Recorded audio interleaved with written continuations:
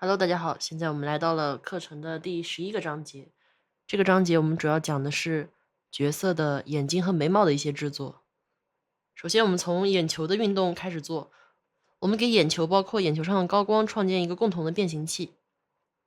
并且给这个变形器在眼球 X 和眼球 Y 的参数上面打上点。注意，这里我把眼球 X 和眼球 Y 的参数类型设置成了融合变形。眼球 X 控制的是眼球的左右移动，而眼球 Y 控制的是眼球的上下移动。我们给它分别去添加一个简单的位移。我们把这个眼球给它调整到一个合适的位置，不要超出眼眶太多的感觉，差不多像我做的这样的范围就可以。我们选中虹膜的涂层，给它新建一个变形器，并且把它的这个网格分割数调的多一些。然后我们利用这个变形笔刷，去给它在 X 的左右去进行一个这种凹进去的形状的编辑，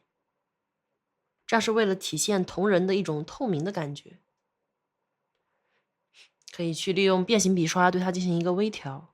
在一侧的形状满意之后，我们 Ctrl+Shift+C 刚才的形状，然后在另一侧的点上 Ctrl+Shift+B，利用这个混合设置去给它创建一个合适的形状，然后微调一下它的宽度。对高光我们进行一个相反的调整，给所有的高光创建一个变形器，调整到这个瞳仁的位置然后用变形笔刷把它往外推一点。这样这个高光和后面瞳仁的这个凹下去的反差，就能表现出一种这个眼球的这种瞳仁部分半透明的质感。同样，我们也用这个 Ctrl+Shift+B 的去给高光的对侧的点自动生成一个突出的形状。然后我们用同样的方法给眼球的 Y 也去做出这样凹凸的质感。不过这一次它是 Y 方向上的。这个当你的眼睛向下看的时候，你的瞳仁内部向上凹。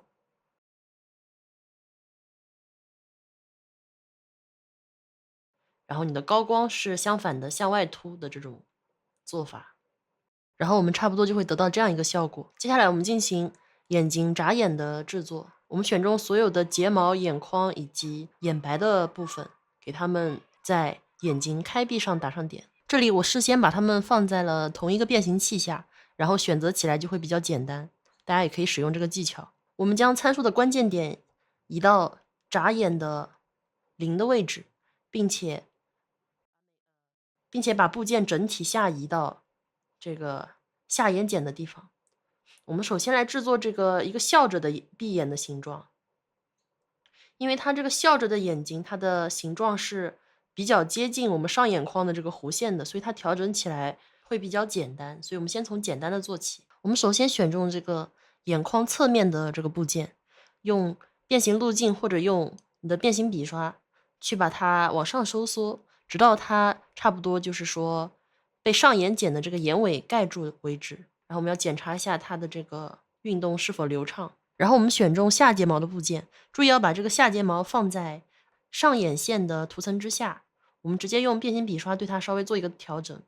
让它被这个上眼睑完全的盖住。然后这个眼白我们也去对它进行一个变形。这个眼白我已经把它设置成了这个瞳仁以及高光的蒙版。所以它这个眼球只会在这个白色的部分范围内显示。我们把这个眼白的涂层直接给它压扁，然后利用这个变形笔刷去调整到一个和上眼睑的形状相同的弧线。这个时候我们就大概得到了一个这个闭着眼睛并且是笑着的这么一个大致的形状。我们选中所有刚才调整过的涂层，然后用这个临时变形路径，或者你用变形路径也可以啊。这里也是给大家演示一下临时变形路径的用法，它其实跟变形路径的感觉差不多。我们使用临时变形路径去对它进行一个调整，让它看起来更像是一个正常的闭上的眼睛。注意的是，一般来说，这个闭上的眼睛它的宽度会比睁开的眼睛要稍微窄那么一点点。我个人的审美上是会这样去做的。同样用变形笔刷去给它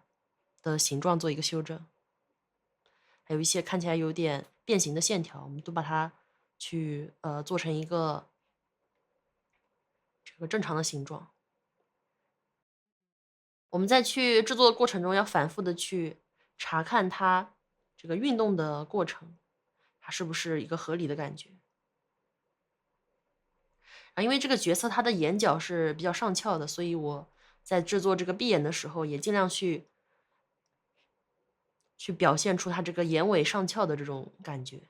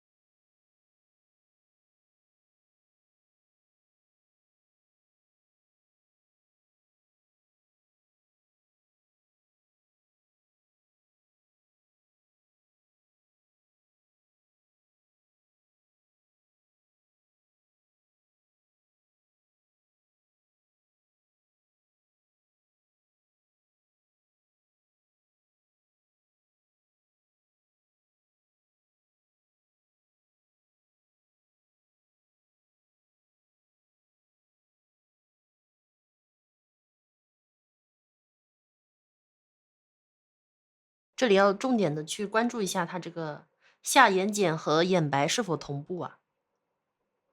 因为你的不同步的话呢，它可能就会出现这个眼睫毛已经移动到上面去了，但是眼白并没有的这种情况。所以我们单独去看这两个图层，然后尽量让他们在闭眼的时候，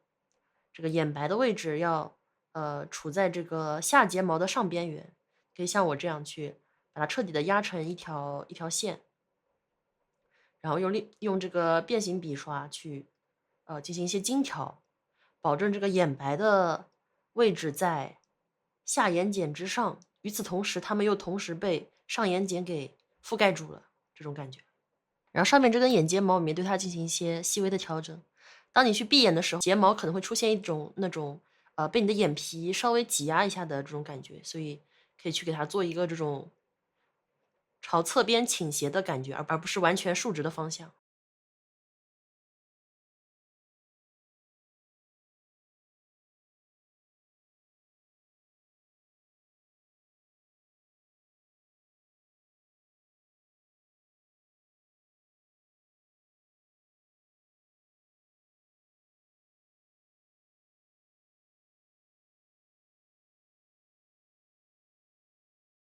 我们给这一侧的眉毛也创建一个变形器，并且在眨眼上面打上3个点。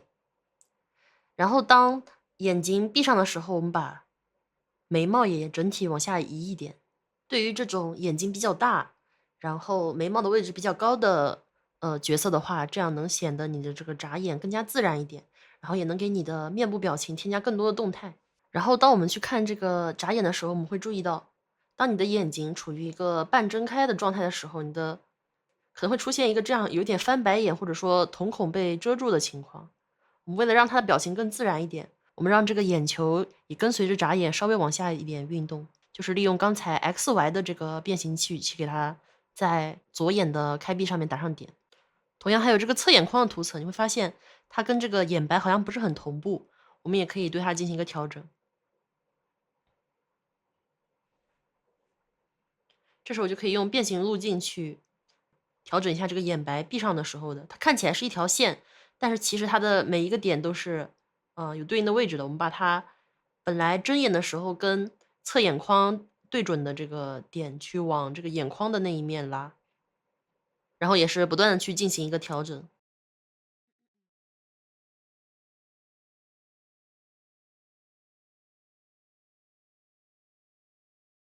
这个时候我们再看的话，它的眨眼就自然了很多。我们把侧眼眶的图层也稍微调整一下，这样的话，它在中途的时候就不会出现侧眼眶和眼白分离的情况。这也是一个新手经常遇见的问题。然后我们也可以像这样单个点单个点的去进行一个调整。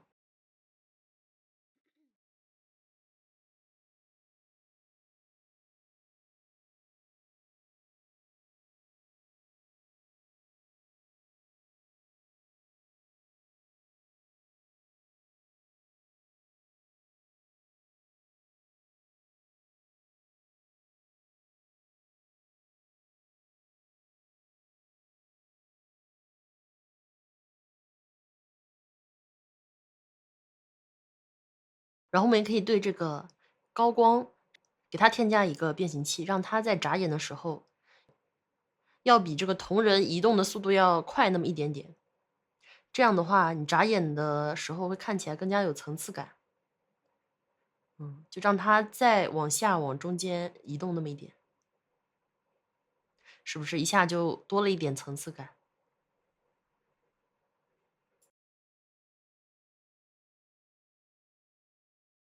你可能会注意到我把这个睁眼的参数默认值设为了0.5，然后最右边还有一个1的这个关键点。那么这个1的点上应该用来做些什么呢？这是因为我会在1的这个点上呢，我会去做这个眼睛瞪大的参数。有些人他可能会更倾向于去单独加一个参数用来做这个瞪眼。我的习惯的话是直接把它们做在一条参数上。看到我们选中所有的这个眼眶的涂层，包括眼白，然后用变形路径去给它拉一个把眼睛瞪大的形状。我的审美是倾向于把你的上眼眶的幅度做得大一点，然后下眼眶的话稍微有一点那种肌肉的运动就可以了。